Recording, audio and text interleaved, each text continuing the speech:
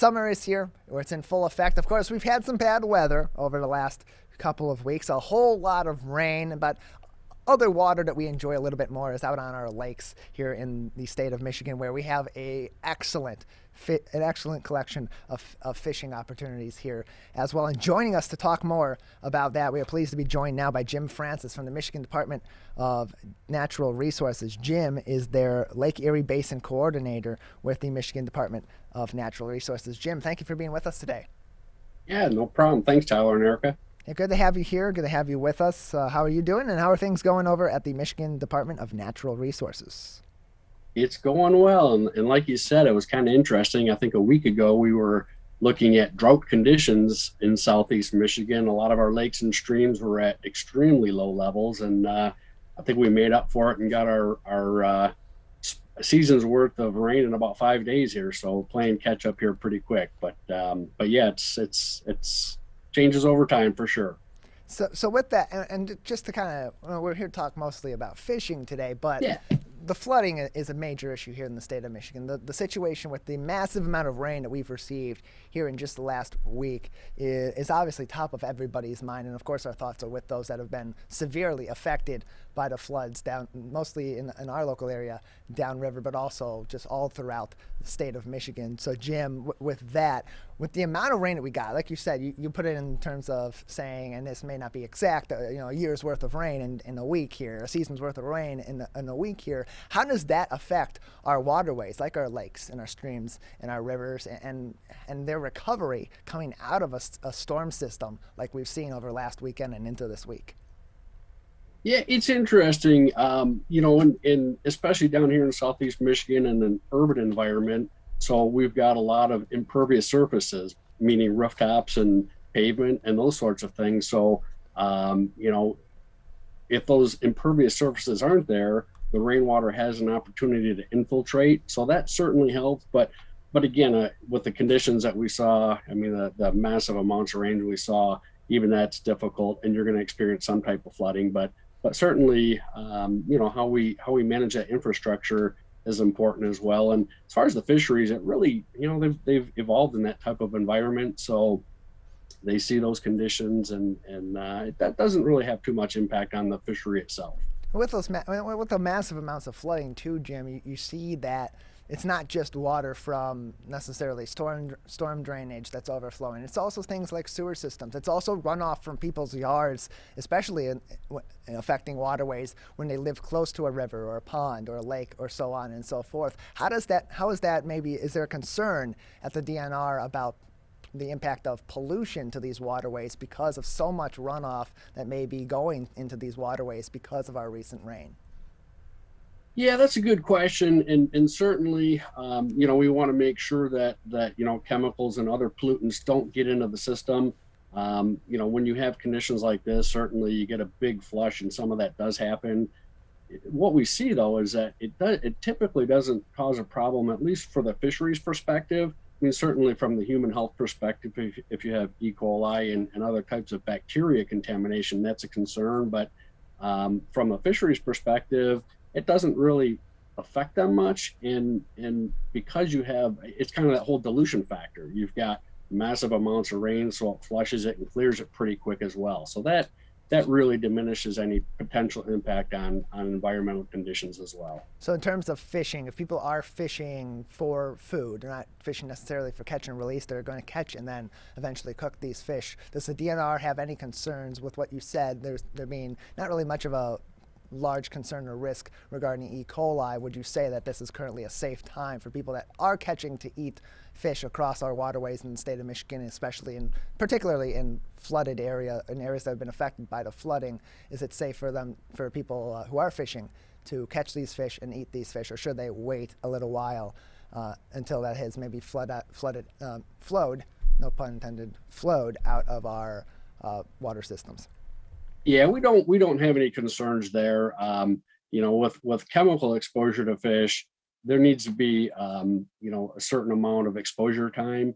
And again, with an event like this, it's really not an issue. It flushes through. So no, when we have an event like this, it really doesn't have any impact on consumption advisories. And we do put consumption advisories because there are certain chemicals that do affect that. And that's, we monitor that on a regular basis, but this is just a short term.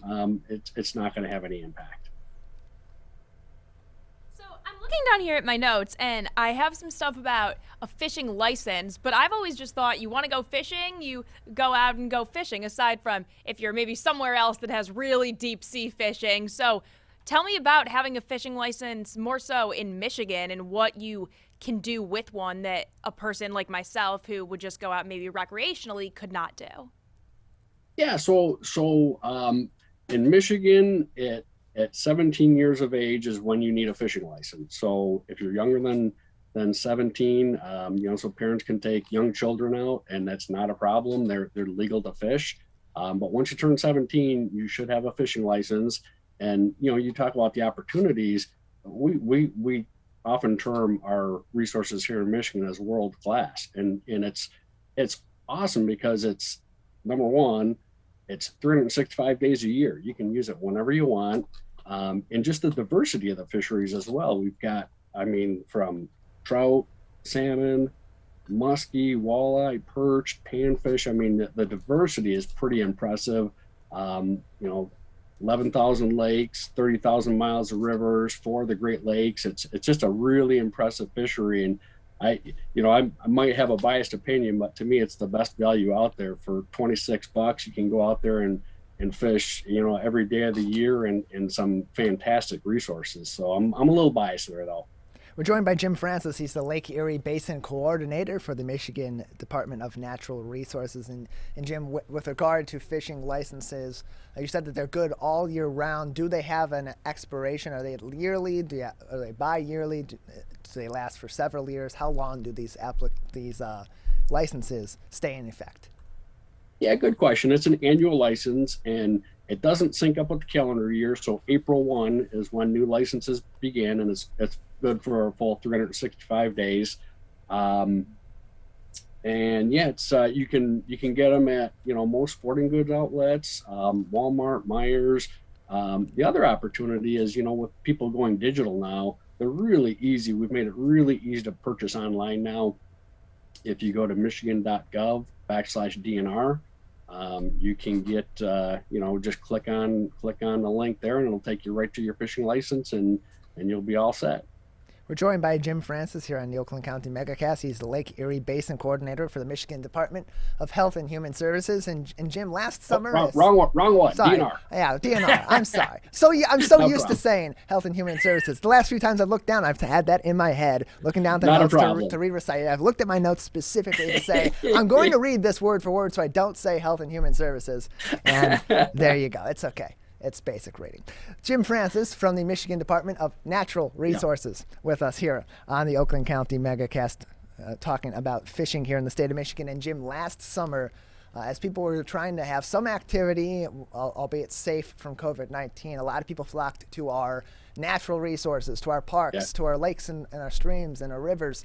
And a lot of people got very interested in fishing last year. How did last year's fishing season affect the fish population, if at all, and how, if it has had any sort of impact on that fish population as the DNR responded to that, to, of course, maintain these ecosystems? Yeah, again, good question. We saw, clearly it was pandemic-related response. We had been seeing in both our hunting and fishing license sales just a general decline over about the past 15 years. It's just been slowly trailing off. Last year, we saw a big jump in both fishing license and hunting license sales. And I think a lot of it, people had more time on their hands, and to avoid the COVID, get outdoors and get some fresh air. So I think that was part of it. But we've seen that in the state of Michigan and also nationally. We're I think on the order of about a 10% increase. And we weren't quite sure how that was going to translate this year. April 1 began the new license year, and was it a one-time only now that people are going back to the office, or eventually going to be going back to the office? Are they going to give that up? And we're seeing that trend continue. So an increase in fishing license sales. I think part of it, it was a change of scenery, get outdoors, get some fresh air was certainly part of it. But I think it was just slowing things down too. I mean, people, I know for myself, we were working at home and you got more time on your hands. And so maybe going back to some of those hobbies that you kind of gave up over the years and are getting back to it. So we haven't seen that translate into any changes in the fish population though. Um, a lot of people, as you talked about earlier, there's a lot of reasons why people go fishing. And surprisingly, when we do surveys, one of the biggest reasons they go fishing is just to get away from things for a while. So they're not even necessarily interested in harvesting fish. That's part of it. Some people do like to harvest fish, and it provides good nutrition for people. But a lot of people just want that change of scenery, the solitude, just getting away from things for a while. Not to turn this into something negative, but with the pandemic, we talk so much lately about mental health and people really Mhm. needing that outlet. So, how much do you think fishing can provide that for you? Do you think it can be a really good therapeutic activity? Talk to us a little bit about that release that you can get from it. Yeah, absolutely. I don't think there's any question about that. I think, again, just getting outdoors, getting back into the environment. I think all those have positive benefits, and they have actually done some studies where they looked at getting people outdoors and just, it just the change in mental, changes to a positive mental image, and there are definitely a lot of positive benefits. I know, personally, I've fished my whole life, but I know when I come back from fishing, I whether I caught fish or not, I always have a big smile on my face. It just, for me personally, it's kind of like a reset. And so I know a lot of people do get that kind of recharge from getting out and just the relaxation and getting back in the environment as well. Both of those play a big factor. Jim Francis with us on the Oakland County MegaCast, the Lake Erie Basin Coordinator for the Michigan Department of Natural Resources, joining us today. And Jim, as people are going back out on the waters this summer and they're going out and they're getting back into fishing, what are some things that maybe are new that they should be aware of out on our waters as they begin their summer fishing season? It's there's not a lot. I mean, we continue to do our stocking program. So this year, just last week, we finished harvesting our walleye ponds, and so that's we take the eggs in the spring, we raise them throughout early spring, and we stock them in early to mid June. So we did get our walleye stock this year, which is good news because last year the pandemic prevented us from collecting those eggs and doing that. So we did get all of our lakes stocked again this year. So a lot of them in Oakland County, Cass Lake, Union Lake, White Lake.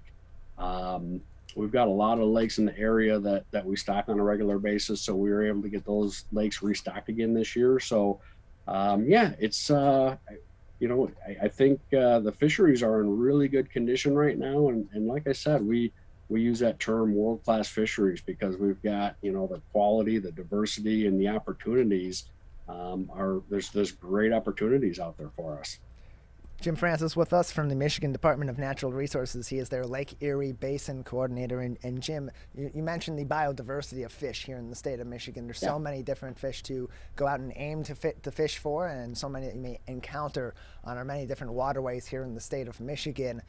For those that maybe are going out there and this is their first summer or their second summer, and they're still relatively novice fishermen, what should they be aware of when they're going out there, especially when they're fishing to harvest? Because there may not be common knowledge of identifying certain fish from others, and some may not be the most edible. Yeah, so I would again direct people to our website, michigan.gov/DNR, and right at the top is a fishing icon. You can click on that. And we've got some really good information there because you're right. There's hardcore anglers like me that have been doing it for years, and we know what we're doing and where to go and those sorts of things. But with the newer people that are recruiting into the program now, there might not be that knowledge base. So we've got a lot of really good information on our webpage. One of them, for example, it's called Family Friendly Fishing Waters, and you can click on that, and it'll it shows you a map of the state, and you can click on your area and find kind of low easy access points to get out and take advantage of fishing. And when you do purchase your fishing license, there is also a link to our fishing regulation guide. and there's a lot of really good information in there. Not only does it tell you the rules and regulations, but there are in the back, it shows you how to identify fish and get at some of those basic information that people might need to pick up the sport and start getting active in fishing. So, of course, Jim, you mentioned earlier that April 1st is the beginning of the fishing season. That's when the year for the annual fishing licenses begins, but people can still pick up their licenses now. You mentioned earlier as well the age requirements for getting a fishing license here in the state of Michigan. Are there any other requirements or any other information that needs to be provided when someone is obtaining a fishing license that they should be aware of before they go to any institution where they can get these licenses? No, it's pretty straightforward. And like I said, the DNR website, you can get it there, and you just create your personal account and you log in and you can purchase it with your credit card. So it's nothing special required, just an identification, and that'll get you up and running. Jim Francis with us, the Lake Erie Basin Coordinator for the Michigan Department of Natural Resources, joining us today on the Oakland County MegaCast. And Jim, just another couple minutes with you. And as we're heading into one of the busier portions of the year here on our lakes and our rivers and our streams, our waterways all throughout the state of Michigan, as people go back out to fish all throughout the summer, I have to ask, because people are going to be on every single one of these waterways. Some are going to be more crowded than the others. What are your 3 favorite places to fish here in the state of Michigan? I got to be careful because, like you said, some of these are relatively small. I've got my honey hole for sure. But for me, I really, part of it depends on what you're after. And for me, I really enjoy boating and targeting walleye. So Lake Erie's probably my #1 destination. And again, it's getting a little bit later in the season, but walleyes on Detroit River is another great opportunity. And I think the third one, I'll just leave it general. I love to fish panfish, bluegills and sunfish. It's pretty low key. It's very relaxing, and where you can do it, we've got tons of opportunities, and even right here in Southeast Michigan, we've got a really good boating access program. A lot of our parks and lakes have really good access, and all of them have good fishing opportunities. So I'll just leave it general and just say bluegills and our inland lakes. There's a lot of great opportunities there. Jim Francis with us. He is the Lake Erie Basin Coordinator for the Michigan Department of Natural Resources. And Jim, before we let you go, any other information that would be important for our audience to know, or anything else interesting that you'd like to discuss today? No, I think we covered a lot of it. Again, I would just reference our website. There's a lot of really good information there. We've got stocking records.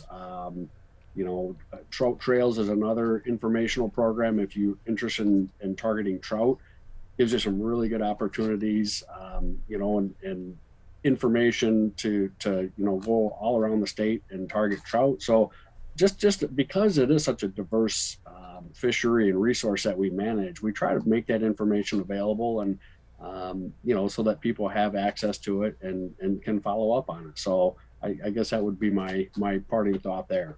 Well, Jimmy, thank you very much for being with us today. Thank you. I appreciate the opportunity. Thanks.